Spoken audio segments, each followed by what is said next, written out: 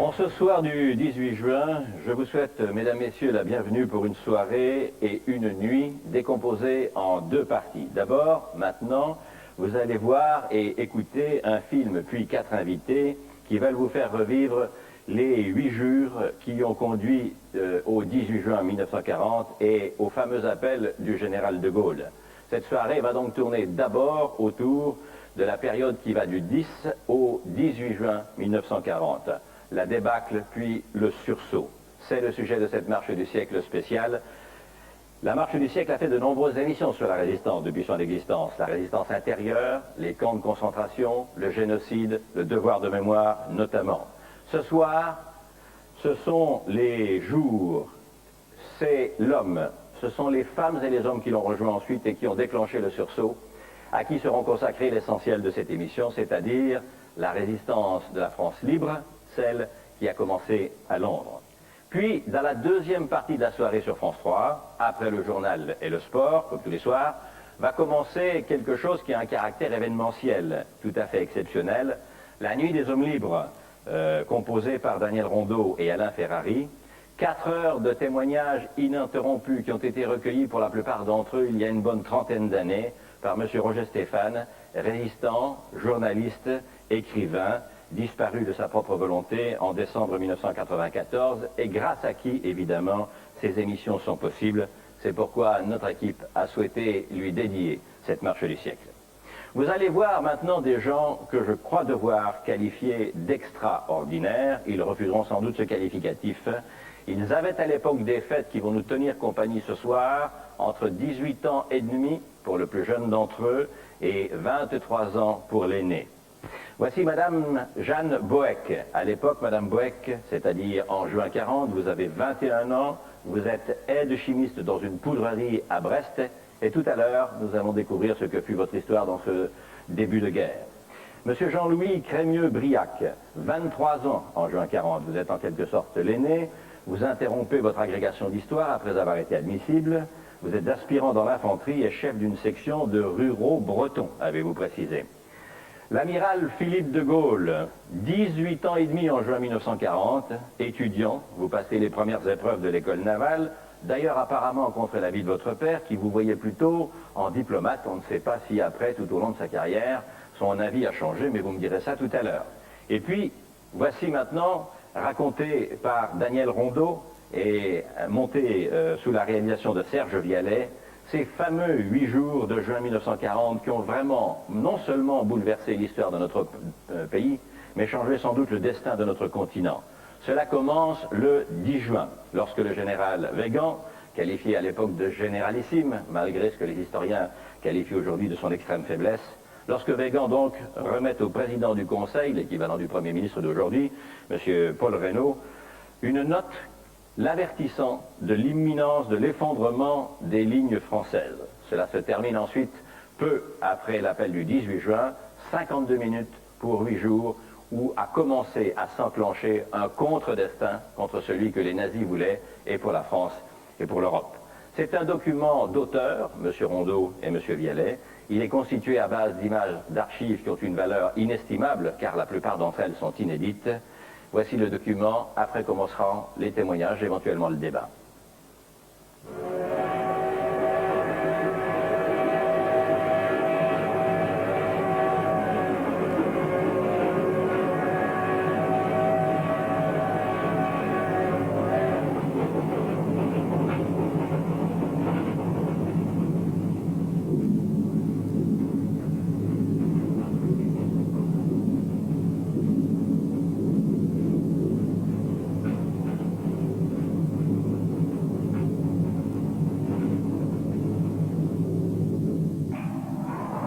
Lundi 10 juin 1940.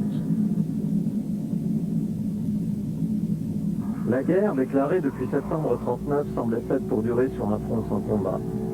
Dans les casemates de la ligne Maginot, nos soldats immobiles avaient cru que leur seul ennemi serait l'ennui. Mais depuis un mois, la vraie guerre s'est ranimée. Depuis un mois, notre armée disloquée a rendez-vous avec le désastre. Dans le nord et dans l'est, la population, encore hantée par le souvenir des atrocités allemandes des premières semaines de la guerre 14, fuit devant l'avance de l'armée nazie. La France et les Français sont passés en 35 jours de la drôle de guerre à la vérité d'un temps qu'ils n'avaient pas voulu voir venir.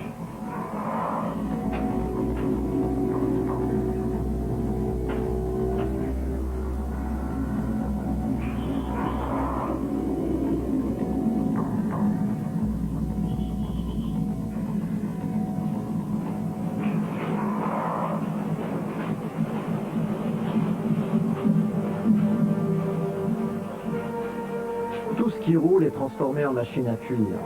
Les montagnes, les ravins profonds, les forêts, les lacs, les estuaires et les rives des fleuves ne sont plus que des horizons insaisissables sur le chemin de ce que le peuple, livré aux forces brutes du hasard, appelle déjà d'un nom biblique l'Exode. Aujourd'hui 10 juin, écrira De Gaulle qui mena une des seules batailles victorieuses de ce printemps 40 à Montcornet dans l'Aisne, aujourd'hui commence une semaine d'agonie. Et le soleil est une blessure de plus sur cette grande peur, réveillée d'un passé qu'on croyait oublié.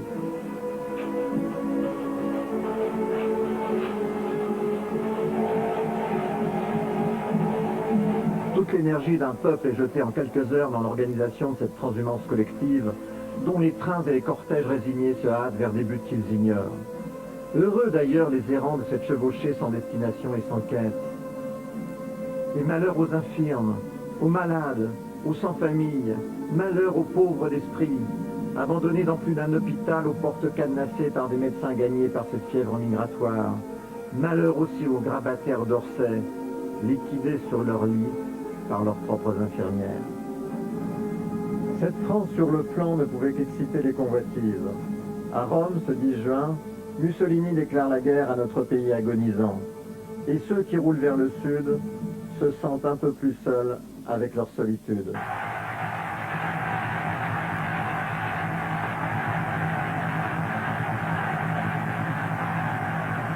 La dichiarazione di guerra è già stata consegnata agli ambasciatori di Gran Bretagna e di Francia.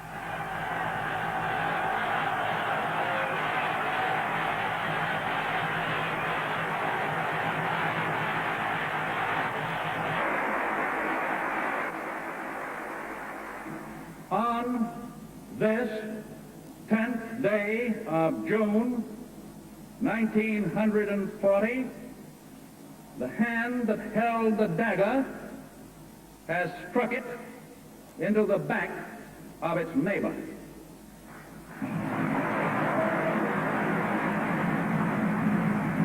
Pour ce 10e jour de juin, un dernier conseil des ministres se tient à Paris.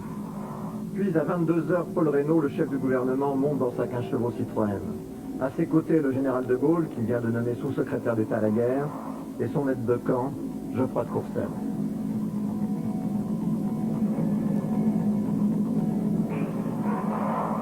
Et c'est ainsi que, dès le 10 juin, le gouvernement français était obligé de quitter Paris.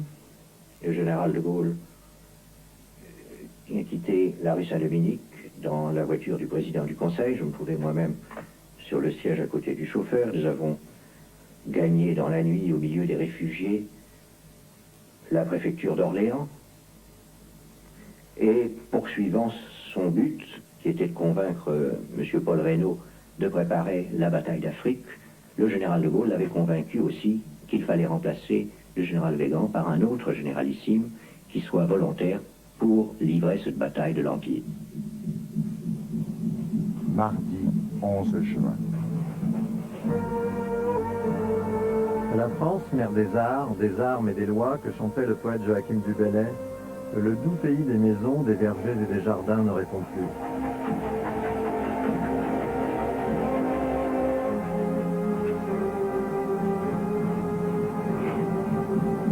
On leur avait dit qu'il ne fallait pas mourir pour Danzig, ni pour l'Autriche, ni pour les Tchèques. Et ils se retrouvent vaincus et humiliés, comme les Polonais, comme les Tchèques et comme les Autrichiens. Ce jour-là, mardi 11 juin, dans les villes du Nord, une arrivée massive de réfugiés belges accélère encore la rumeur du désespoir.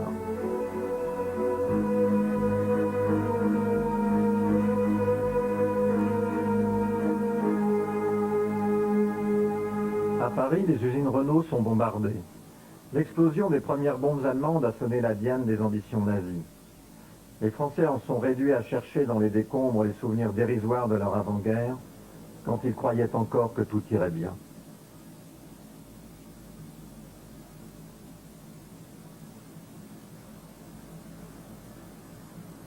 Il n'y a d'ailleurs pas que le peuple qui quitte ses habitudes et nomadise avec la peur au ventre. Les responsables de notre pays, eux aussi, sont sur les routes, du côté de la Touraine, allant d'un château à l'autre, se posant chaque jour avec un peu plus d'insistance la question de la défaite, et leur pérégrination annonce d'une certaine façon une autre agonie, 5 ans plus tard, non loin des sources du Danube, entre Constance et Sigmaringen. Pendant ce temps, la progression allemande se poursuit vers le centre de la France. Reims est tombé déjà. Certaines unités continuent de se battre dans ce qu'il faut bien appeler une héroïque solitude, car la plupart de leurs chefs cherchent plutôt les moyens d'une conciliation avec l'ennemi que ceux d'une ultime résistance.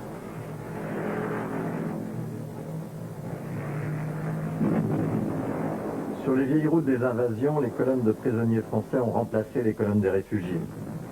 Ils seront bientôt près de 2 millions, oui, 2 millions, à se promener mains en l'air, les visages tombés par la fatigue et plus encore par la stupeur qui les frappe, de s'être pour la plupart fait cueillir dans le dos, sans avoir tiré un seul coup de fusil. Ils allaient devoir mendier leur pain et marcher dans des fossés, la nuque courbée, et pour la moitié d'entre eux finir leur jeunesse dans les baraquements des stalags, un peu partout en Allemagne.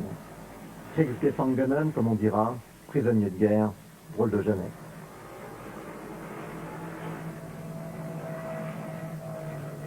Que restait-il alors des puissantes armées françaises de 1918 qui tenaient, comme le disait Bernanos, au bout de leurs baïonnettes le sort de l'Europe?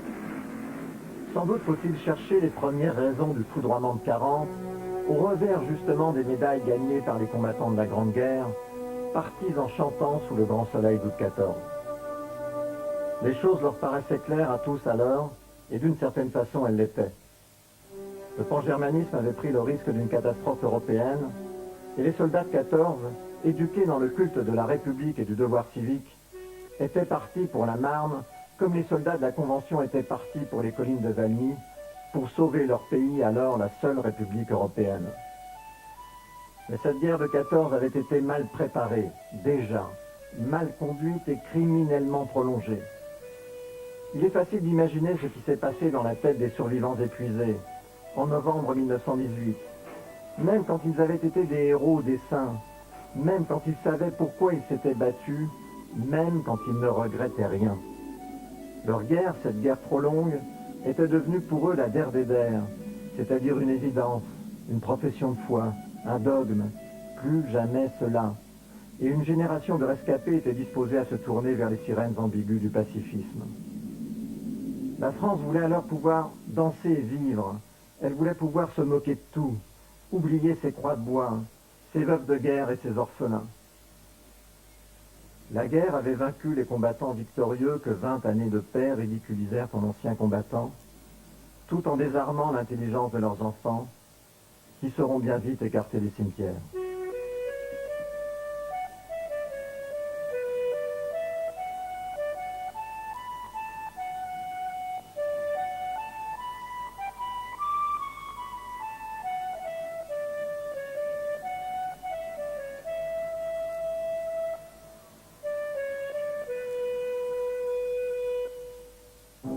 Mercredi 12 juin.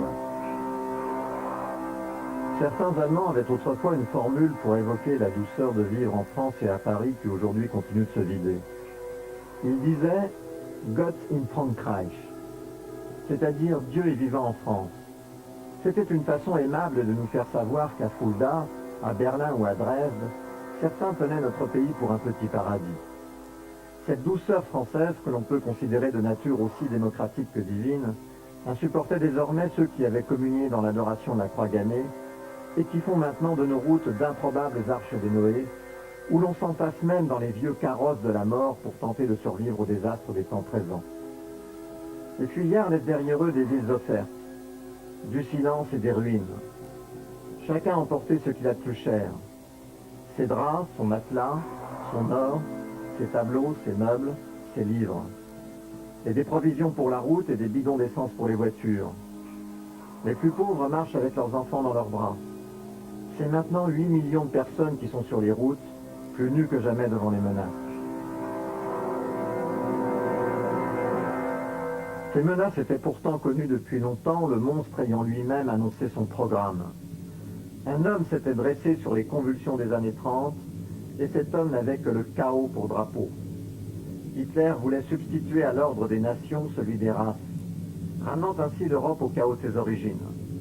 Il s'érigea en maître des seigneurs du sang sacré et déclara la guerre à la morale évangélique, l'un des plus vieux dons de la France à l'Europe, puis aux droits de l'homme, version révolutionnaire de la même morale, et don de la France aux opprimés de toute la planète.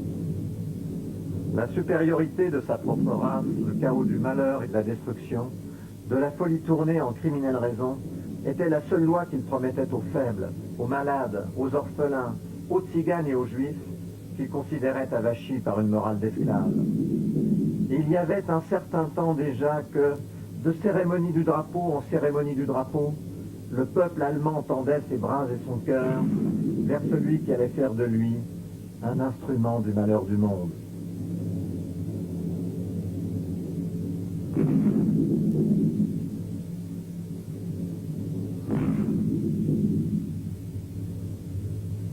À Berlin, à Munich, à Nuremberg, comme à Moscou d'ailleurs, mais sous une autre forme, l'homme était devenu l'idole de l'homme.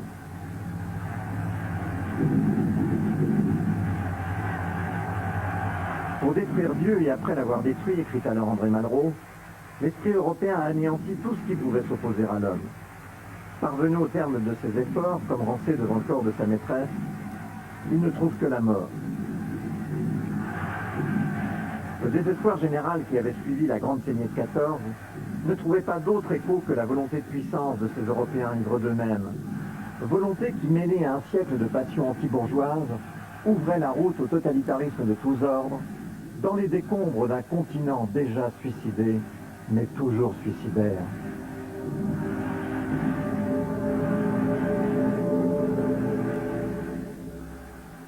La Pologne, en septembre 1939, avait été la première victime de cette volonté d'assassiner. Écrasée sous les Panzers et sous les bombes des Stuka, attaqué par l'Union soviétique, le nouvel allié d'Hitler, ce petit pays était livré à la terreur et aux flammes.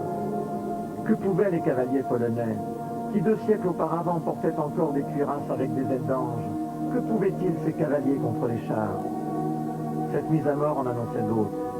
Après quelques mois d'inaction, de palinodie stratégique et d'insouciance d'état-major, entrés dans l'histoire sous le nom de drôles de guerre, les Allemands culbutaient nos lignes, et sous le soleil de juin, notre pays mourait chaque heure un peu plus. Jeudi 13 juin. C'était des jours très graves et tristes en juin. Une journée magnifique dans cet été où il y avait trop de soleil pour aider l'ennemi. Cet homme au visage d'acteur qui a lu Proust en français et combattu Munich s'appelle Anthony Eden. Ce jour-là, il participe avec Churchill aux réunions de Briare et de Tours, dernière tentative pour échapper à l'engrenage de la défaite.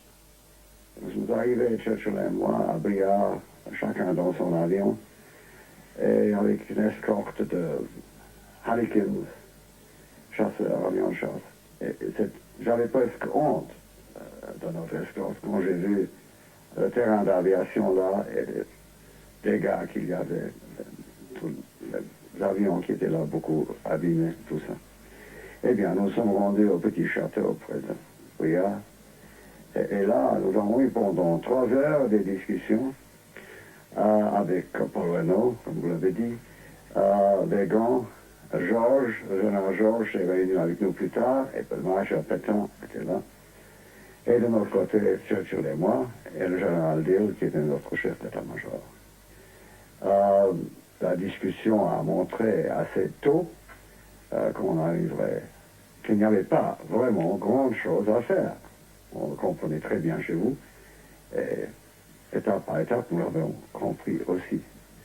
C'était comme, je crois, le général de Gaulle le dit lui-même dans un de ses livres, qu'il avait écrit avant la guerre, c'est la forme des décisions avant la guerre qui décide souvent la conduite de la guerre elle-même. Alors la discussion était triste, elle a duré 3 heures. Churchill a expliqué notre intention de continuer, tant bien que mal, mais continuer seul si c'était nécessaire. Et puis à la fin, nous avons un journée et un petit dîner, comme toujours en France, très bien arrangé, bien que très simple. Et j'étais en train de m'asseoir. Weygand était vis-à-vis de Reynaud, qui présidait naturellement. Churchill était à la droite de Reynaud, moi j'étais à la droite de Weygand. Raconte une grande figure, gaillard, et rentré et de mon côté de la table, et puis m'a déplacé. Weygand a dit, voulez-vous peut-être vous asseoir là, montrant la place à sa gauche. Mais le général a riposté, j'ai cru un peu, vivement peut-être. Non, mes instructions sont d'aller m'asseoir auprès du Premier ministre britannique. Le général de Gaulle se trouva assis à dîner à côté de Churchill, et l'un et l'autre purent à ce moment-là mesurer qu'ils étaient du même bois et que leur résolution de continuer la guerre jusqu'à la victoire était aussi forte d'un côté comme de l'autre. Et je suis sûr que Churchill était impressionné, plus que étonné, je crois, impressionné par le général de Gaulle à cette première rencontre. Et je suis sûr qu'il a eu la conviction, parce que nous en avons parlé plus tard, que comme lui, comme nous, le général de Gaulle avait l'intention de continuer avec la guerre jusqu'à la fin. Cet officier qui refusait la défaite était celui qui avait depuis longtemps annoncé le caractère mécanique de la prochaine guerre et avait défendu de livre en livre l'idée d'une armée blindée contre les menaces hitlériennes. Mais ni Léon Blum, ni Daladier, ni Pétain, ni Weygand n'avaient voulu des chars de Gaulle, que l'on voit ici casqués, en uniforme de colonel de chars, accompagnant le brave président Lebrun en Alsace, à Götzenbrück, le 23 octobre 1939. Paul Reynaud fut l'un des seuls, hélas, à se rallier à ces vues. Il est trop tard, bien trop tard, quand les Français commencent à s'intéresser aux conditions de la guerre moderne. Il est trop tard car les Allemands depuis longtemps se sont directement inspirés pour moderniser leur armée des théories de celui qu'on appelait alors le colonel Motor. En 40, notre armée est donc largement restée celle de 14, beaucoup de fantassins et de cavaliers, promis à un affrontement suicidaire avec les chars. À l'heure où la tragédie s'avançait, l'état-major maintenait les troupes dans une atmosphère d'opérette. L'imprévoyance de nos élites avait avivi les esprits et les cœurs. La guerre semblait être devenue un divertissement d'enfanceaux, qu'il fallait faire jouer au carnaval des animaux avec des masques à gaz.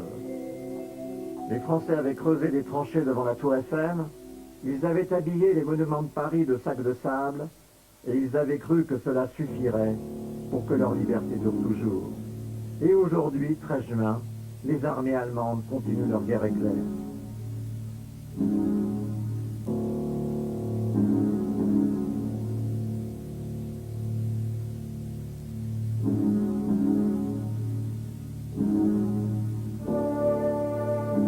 Les troupes nazies prennent possession encore un peu plus de nos maisons, de nos villages, de nos villes. Ils piétinent nos indigentes espérances. Ils bafouent ce qu'il reste d'âme française.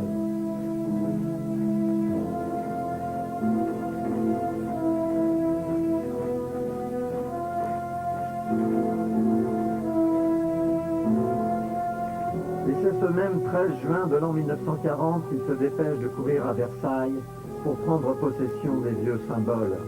Et à Versailles, ce jour-là, c'est la dignité de l'honneur royal, celui des tréfonds et des fondations, qu'il sacrifie en hissant le drapeau de l'ordre nouveau sur les toits du château des Mansardes.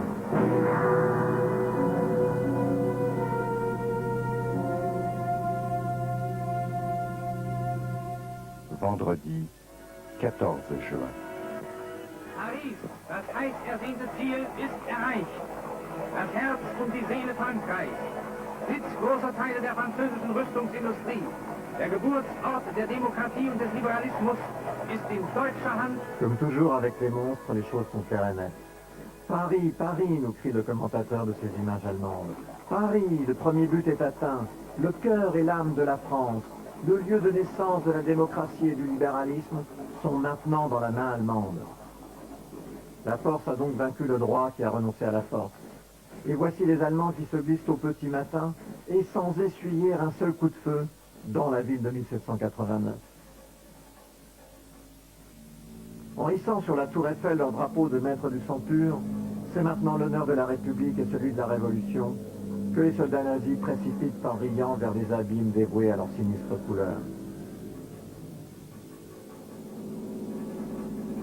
Les troupes allemandes peuvent parader, elles peuvent même poser un avion place de la Concorde.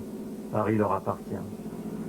Et les agents de la police parisienne qui les aident à se retrouver dans les rues de la capitale seront peut-être les mêmes que ceux qui, sous la direction de René Bousquet, les aideront 2 ans plus tard à rassembler les enfants juifs de Paris au Vélodrome d'hiver.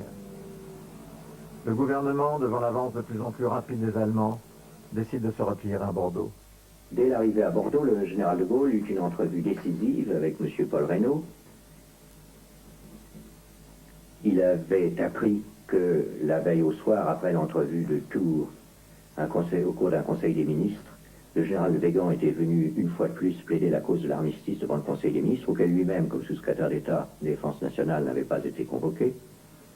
Et il déclara à M. Paul Reynaud que si lui-même se ralliait à la position du général Weygand, sa décision était prise, le général de Gaulle démissionnerait.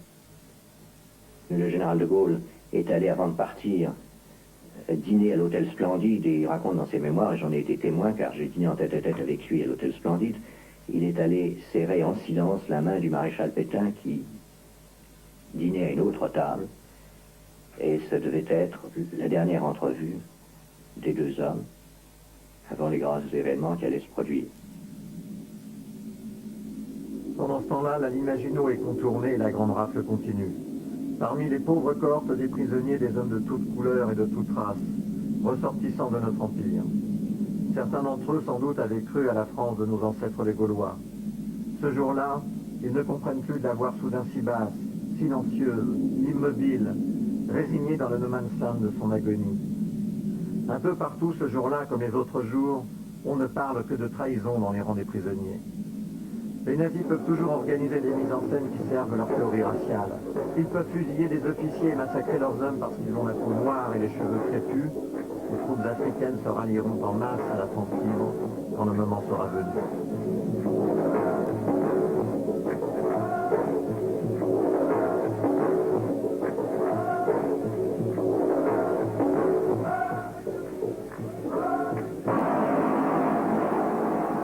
Ce jour-là encore, la Luftwaffe tient le pavé de notre ciel. Sous les ailes frappées de noirs emblèmes, les villes brûlent et leur population s'enfuit ou se perd. Ces troupeaux d'hommes égarés sur le bord des routes connaissent maintenant le prix à payer pour la lâcheté et le déshonneur de ceux qui avaient la charge de notre pays.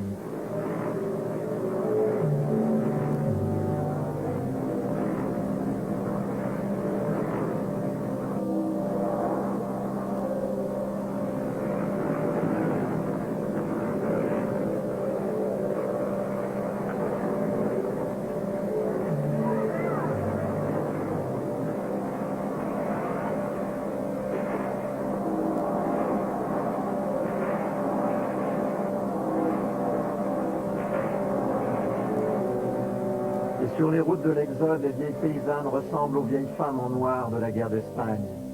Même geste, mêmes yeux stupéfaits, même solitude. Tout était déjà écrit. L'Espagne avait servi de répétition générale. Et l'Espagne tout entière avait été désarmée. Désarmée et vendue, comme l'écrivait Antonio Machado, vendue de l'une à l'autre mer.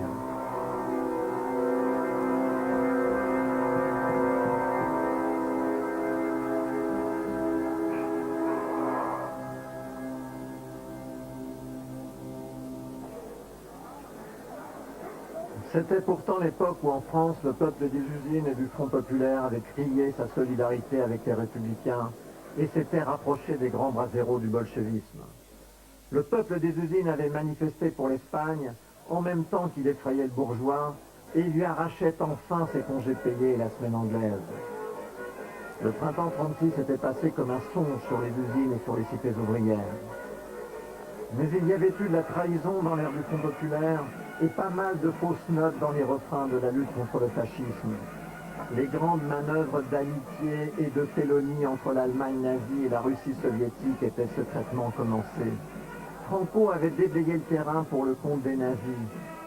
Et Staline, de son Kremlin lointain, avait tourné son pouce vers la terre. L'Espagne républicaine pouvait mourir et malheur aux vaincus. Le temps du mensonge avait déjà remplacé celui de l'innocence et des espérances. L'internationale la plus efficace n'était pas celle que l'on croyait. La solidarité des tyrans avait préparé la défaite des démocraties.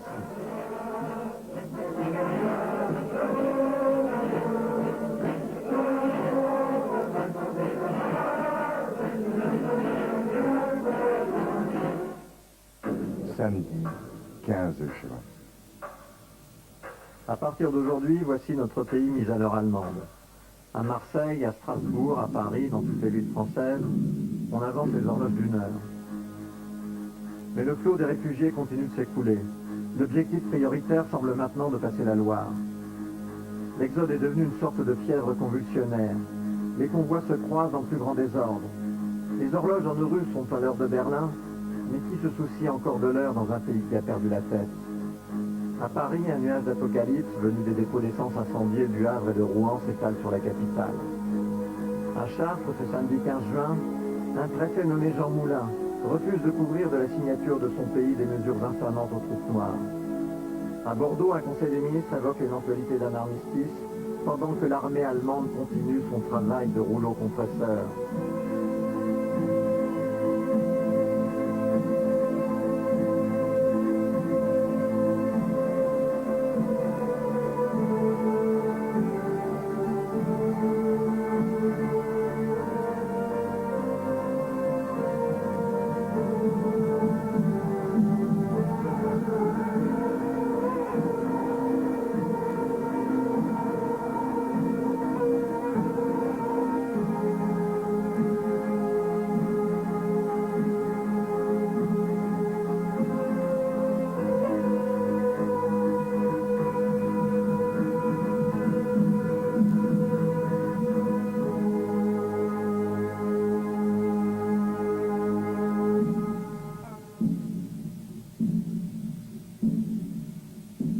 Les Panzers encerclent des milliers de soldats français autour de Nancy et pénètrent dans Verdun. Ces troupes nazies, dans la ville symbole de ce qui fut le front de la Première Guerre mondiale, tirent les morts de 14-18 de la tranquillité des limbes. 1300 000 hommes étaient restés sur le carreau meusien. 20 ans plus tard, leur sacrifice est effacé. Cette revanche de Verdun avait été préparée par les multiples défaillances de ceux qui ne voulaient rien opposer que leur indulgence et leur esprit de conciliation aux ambitions non pas de l'Allemagne, mais de l'Allemagne nazie. Deux hommes avaient incarné cet esprit de défaillance, un Britannique, Chamberlain, et un Français, Daladier. Le 15 septembre 1938, Chamberlain était allé en éclaireur visiter l'auteur de Mein Kampf dans sa tanière de Berchtesgaden.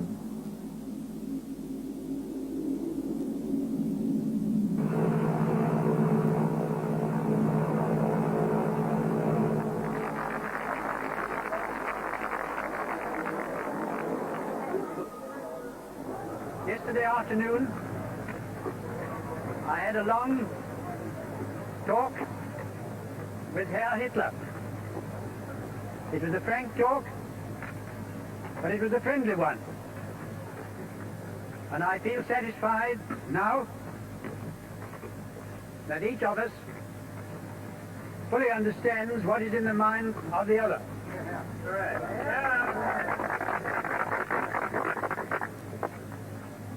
You won't, of course, expect me to discuss now what may be the results of that talk. Le résultat de cette conversation franche et amicale, c'était tout simplement l'abdication des deux vieilles nations européennes devant l'arrogance nazie. Elles avaient laissé Hitler remilitariser la Rhénanie, imposer le rattachement de l'Autriche à l'Allemagne, et l'histoire allait continuer de se répéter, la défaite ouvrant toujours la voie de la défaite. 2 semaines après Berchtesgaden, Daladier et Chamberlain signaient les accords de Munich. Tout était bon, la vulnérabilité naturelle de notre pays, L'infériorité de notre matériel, l'autorité de la Société des Nations, le charme magnétique du Führer, le péril communiste et le péril bourgeois, tout était bon et chanté sur tous les tons pour justifier notre signature au bas de cette abdication.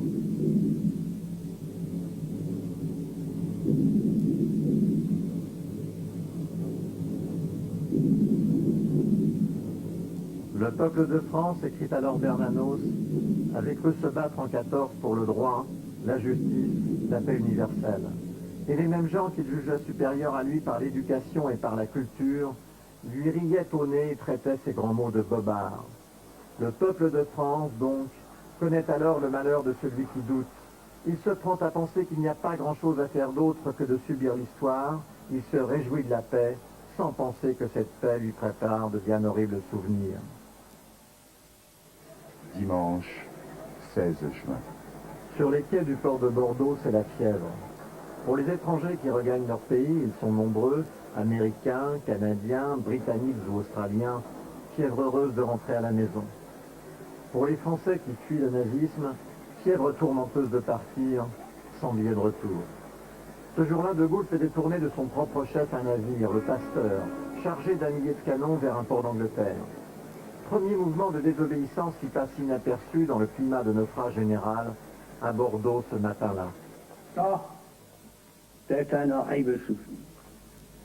Et dans l'insistance constitutionnelle du général de Gaulle pour qu'il y ait un garant de l'indépendance du pays, du respect des traités et du maintien du territoire, certainement ce souvenir pèse pour beaucoup. Car il a vu de très braves gens, le président Lebrun, d'autres encore, être là dans une sorte d'impuissance tragique devant la marée montante de la lâcheté ou du calcul politique. Je n'aime pas penser à cette période, à cette espèce de terreur, de crainte panique qui s'empare des assemblées quand il n'y a personne pour leur montrer le chemin d'un salut possible. Et je me rappelle, je suis arrivé à Bordeaux, je suis allé voir d'abord Mandel. Et Mandel m'a reçu, partant pour le conseil, il m'a dit, je sais d'avance ce que vous allez me dire, je suis entièrement d'accord avec vous. Je lui ai dit vos collègues, il me dit, venez avec moi au conseil. Et je suis arrivé à la préfecture, et j'ai attendu dans la pièce où devaient passer les membres du gouvernement avant de se rendre au conseil. Je les ai pris l'un après l'autre, et j'ai vu que la majorité n'avait pas beaucoup de résolution et de courage dans cette circonstance. Plus de 100 000 Français encerclés dans la poche de Dunkerque avaient été sauvés in extremis et repliés en Angleterre. L'Angleterre reste, seule contre tous, l'île de la terre libre. De Gaulle aussi arrive ce matin-là à Londres. Et ils sont trois hommes, le secrétaire du Foreign Office, M. Jean Monnet et l'ambassadeur de France, à avoir inventé un projet d'union entre nos deux peuples, soumis le jour même au cabinet de guerre britannique. C'est un projet inouï, qui dépasse la solidarité fraternelle et mobilise l'imagination contre l'esprit d'abandon. Comme dit la chanson, à chacun ses rêves. Aussitôt après le déjeuner, M. Churchill réunissait le cabinet britannique. Jean de Gaulle étant lui-même à Downing Street dans un des bureaux voisins de celui où se tenait la réunion du cabinet. Et dès l'adoption du projet, le général de Gaulle pouvait téléphoner à M. Paul Reynaud pour lui dire « Le projet d'union des deux peuples est approuvé, il faut absolument que vous teniez, il faut que le gouvernement français décide de continuer la guerre jusqu'au bout et d'aller en Afrique pour la continuer. » Et M. Paul Reynaud, à ce moment-là, un peu hésitant, avait dit qu'il allait faire son possible.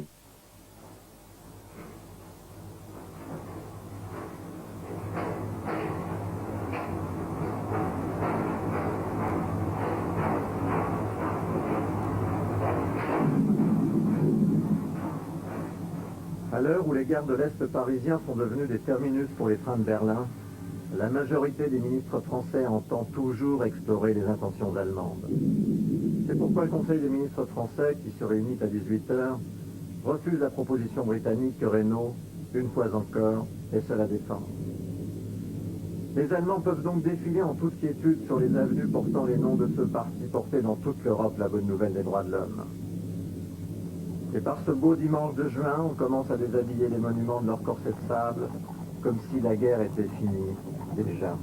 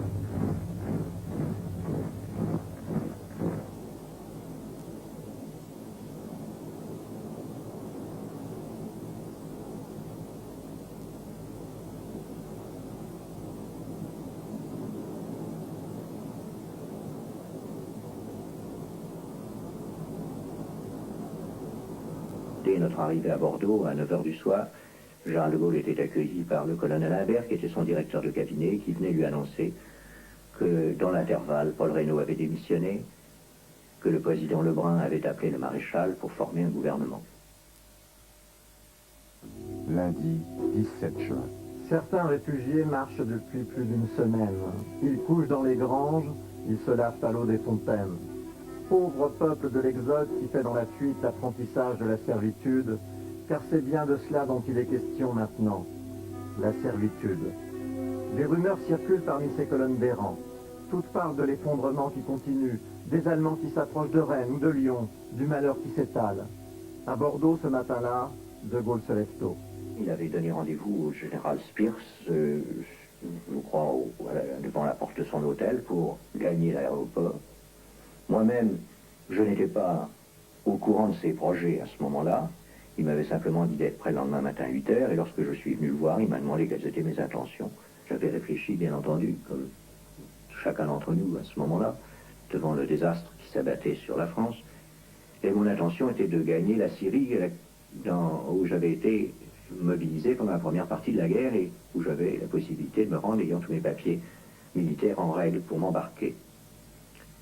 Et Général de Gaulle m'a aussitôt répondu, je pars moi-même à Londres dans une demi-heure, est-ce que vous viendriez avec moi? Et sans hésiter, j'ai accepté de partir.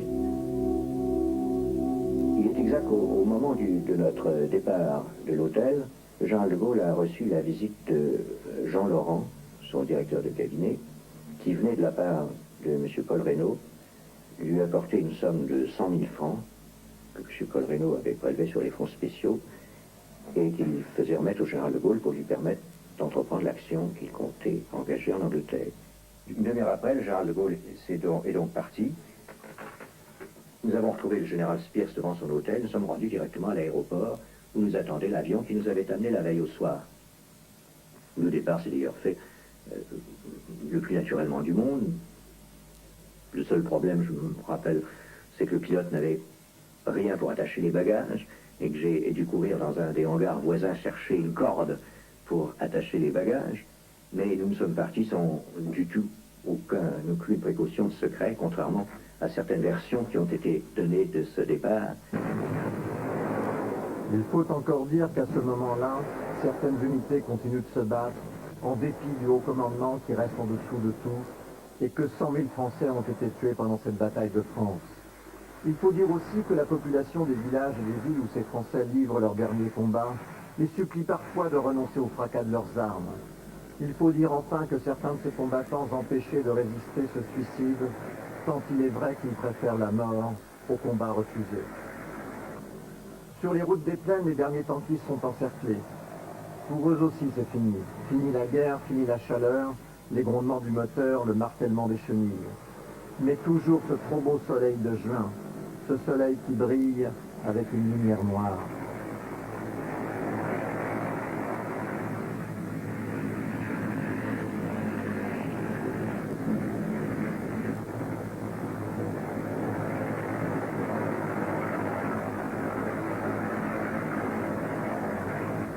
C'est dans cette atmosphère déliquescente, quand les réfugiés piétinent sur les places des villages, qu'à 11h30, le maréchal Pétain parle à la radio depuis Bordeaux. Français, à l'appel de Monsieur le Président de la République, j'assume à partir d'aujourd'hui la direction du gouvernement de la France. Je fais à la France le don de ma personne pour atténuer son malheur. En ces heures douloureuses, je pense aux malheureux réfugiés qui, dans un dénuement extrême, sillonnent nos routes. Je leur exprime ma compassion et ma sollicitude. C'est le cœur serré que je vous dise aujourd'hui qu'il faut cesser le combat.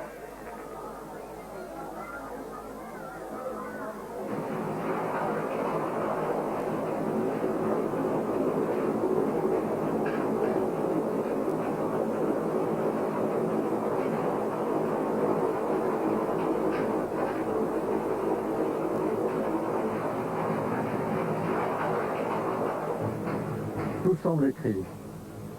Hitler se dirige vers son triomphe, recueillir à Munich avec Mussolini les clameurs de la foule nazie.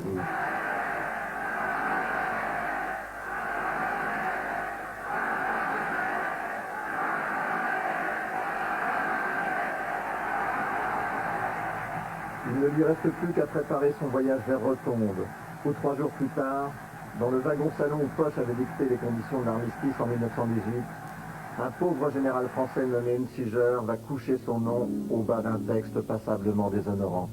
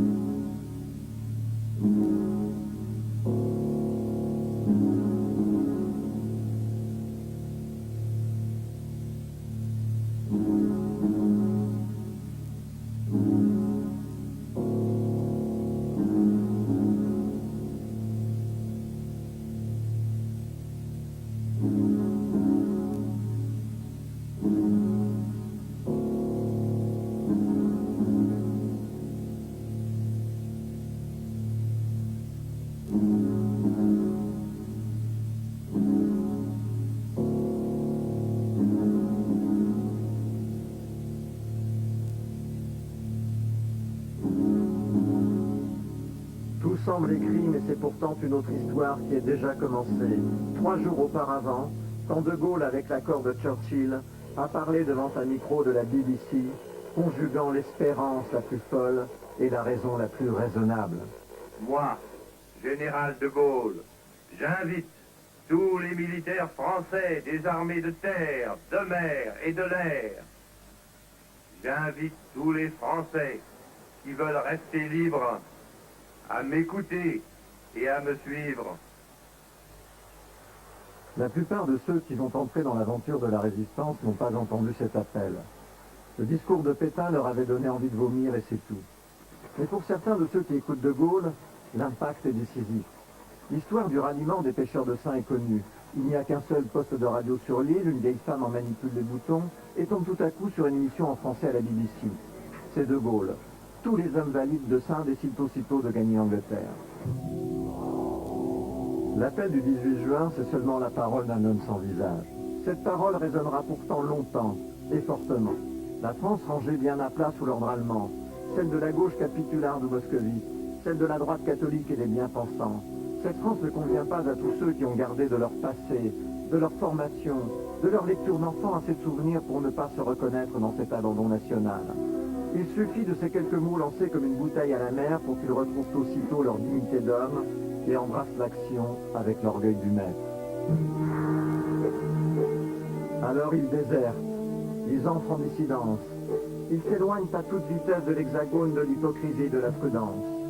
Ce sont des irréguliers, leurs visages sont jeunes, ils sourient, ils sont si peu nombreux que De Gaulle au début les connaît tous personnellement.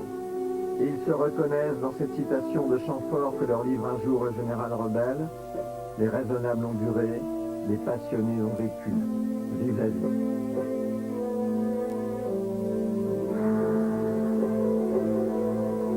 Pour eux, juin 40 est une refondation car De Gaulle leur offre l'espérance de jouer un grand rôle dans de grands événements.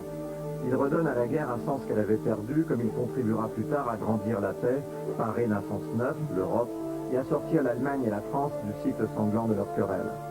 La résistance élève ainsi chacun de ses membres au rang d'hommes de caractère, des maquis du Quercy au sable de Coufra, et rend un destin à une communauté tout entière.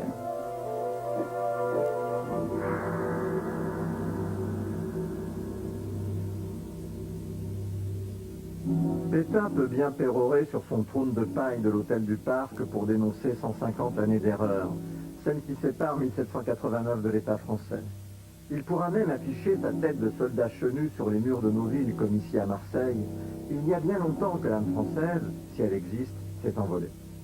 Mais si elle existait, comme je le crois, elle s'est envolée pour se réfugier auprès de ces combattants du désert, ceux qui font le tour de la terre en tirant leurs vieux canons, ou chez leurs frères de la résistance intérieure, Georges Guingouin, Charles Tillon ou Fabien, instituteurs limousins, étudiants d'Alsace, maroquiniers de Ménilmontant ou cheminots de la bataille du Rail.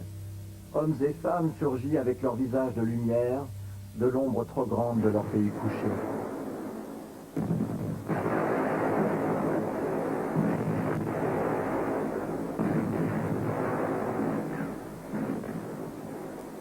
La France a toujours tiré sa lumière de ses nuits, sa gaieté de ses douleurs, son profit de ses défaites surmontées. Ces hommes ont souffert leur vie et leur mort pour que notre pays ne reste pas sous le groin des ténèbres, pour rendre à la liberté son feu et ses épines, et la force à la justice. Ils ont ainsi découvert, chemin faisant, qu'ils peuvent valoir mieux qu'eux-mêmes, que leur pays est une idée, une mission, un songe peut-être, et que sa vocation mérite d'être confiée aux océans, au vent, aux nuages, aux couleurs du ciel et au sable des déserts. Il faut savoir enfin que la France libre fut aussi une histoire d'hommes et de femmes qui n'étaient pas forcément nés entre Strasbourg, Lille, Brest et Marseille. Sous l'uniforme disparate des Free French, on retrouve en effet des Tcherkesses, des Marocains, des Algériens, des Libanais bien sûr, des Grecs, des Tchèques de Bénèche, des Espagnols républicains, des Russes comme le fils de Gorky, des Géorgiens, des Allemands spartakistes et des Italiens antifascistes, des Malgaches, des Sénégalais, des Tchadiens. La France à Croix-de-Lorraine, semble-t-il, était aussi une nécessité pour tous ces métèques.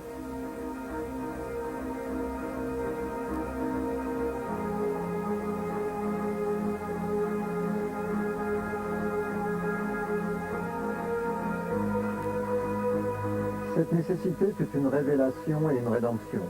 Ce fut aussi une aventure à 3 dimensions, historique, géographique, humaine. Et une fidélité à notre pays, comme l'a dit Schuman, à travers une infidélité à ses dirigeants provisoires.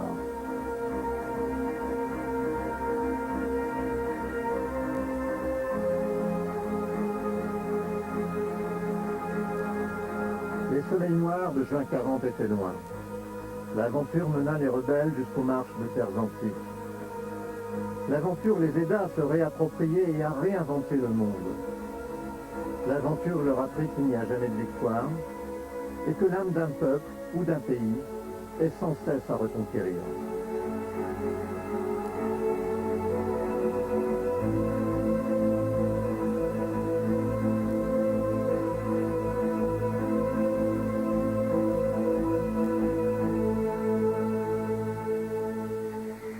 Voici donc, si vous prenez cette émission en marche, le document proposé par Daniel Rondeau et Gérard Vialet, c'est-à-dire cette semaine tragique de juin 40 qui a précédé le sursaut du 18 juin. Pour être complet d'ailleurs, il faut préciser que près de 100 000 morts du côté français et 45 000 du côté allemand ont été faits en 6 semaines. Cela remet sans doute en cause tout ce qui s'est beaucoup dit. Et l'idée selon laquelle personne ne s'est battu, le résultat fut tout de même...